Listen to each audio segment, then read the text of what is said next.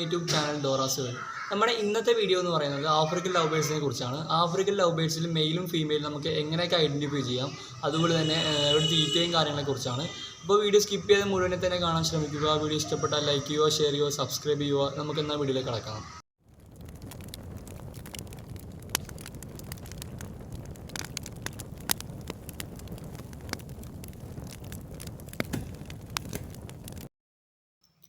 ഒട്ടുമിക്ക ആളുകളും വളർത്തണമെന്ന് ആഗ്രഹിക്കുന്ന ഒരു ബേഡാണ് ആഫ്രിക്കൻ ലവ് ബേഡുകൾ. കാരണം നന്നായി പരിചരിച്ചാൽ 18 മുതൽ 20 വർഷം വരെ ജീവിച്ചിരിക്കുന്നവരാണിവ. എന്നാൽ ഇവയുടെ ഭംഗി കണ്ട് മാത്രം ആരും ഇവയെ വാങ്ങാതിരിക്കാൻ ശ്രമിക്കുക. ചിട്ടയായ പരിചരണത്തിലൂടെയും വിറ്റാമിൻസ് അടങ്ങിയ ആഹാരങ്ങൾ ഉൾപ്പെടുത്തുന്നതിലൂടെയും ഇവയുടെ ആരോഗ്യനില ഒരു പരിധിവരെ നമുക്ക് മെച്ചപ്പെടുത്താവുന്നതാണ്.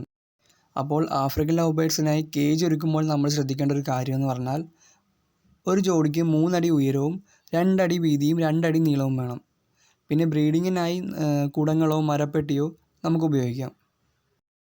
അതുപോലെ തന്നെ കൂടൊരുക്കുമ്പോൾ നമ്മൾ തണലുള്ള സ്ഥലം തന്നെ നോക്കാൻ ശ്രമിക്കണം. രണ്ടാമത്തെ ഘട്ടമെന്ന് പറയുന്നത് ഇവയുടെ ഭക്ഷണ രീതിയാണ്. ഇവയുടെ ഭക്ഷണ സാധനങ്ങളെന്ന് പറയുന്നത് ധാന്യങ്ങളും തളിരിലകളുമാണ്.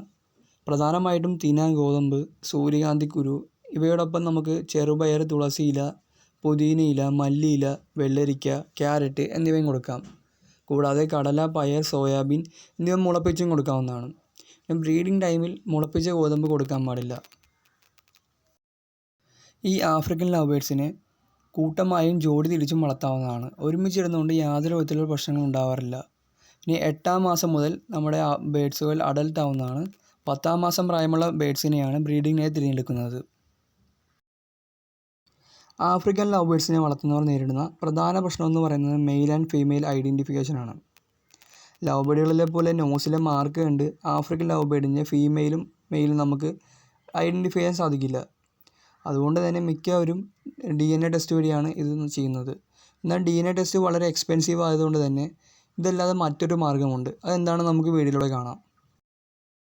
അപ്പോൾ ഇത് ചെക്ക് ചെയ്യാനായി കിളിയെ ആദ്യം കയ്യിലേക്ക് എടുക്കുക. ഇവർക്ക് പെൽവിക് ബോൺ എന്നൊരു ബോണുണ്ട്.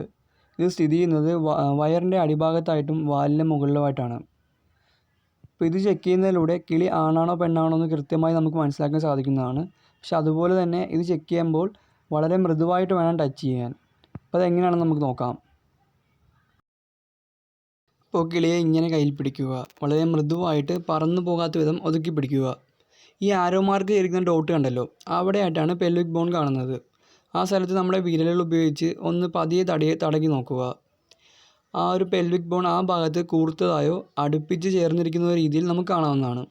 അപ്പോൾ ഈ പെൽവിക് ബോൺ അടുത്ത് ചേർന്നിരിക്കുന്നത് മെയിലുകൾക്കായിരിക്കും.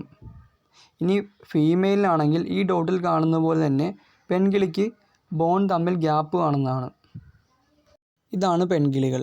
അങ്ങനെ വളരെ ഈസിയായി തന്നെ നമുക്ക് വീട്ടിൽ തന്നെ ഇതുപോലെ മെയിൽ ആൻഡ് ഫീമെയിൽ ഐഡൻറ്റിഫിക്കേഷൻ ചെയ്ത് പെയർ സെറ്റ് ചെയ്യാൻ സാധിക്കുന്നതാണ്. തുടക്കക്കാരുടെ നിലയിൽ പറ്റിക്കപ്പെടാനുള്ള സാധ്യത വളരെ കൂടുതലാണ്.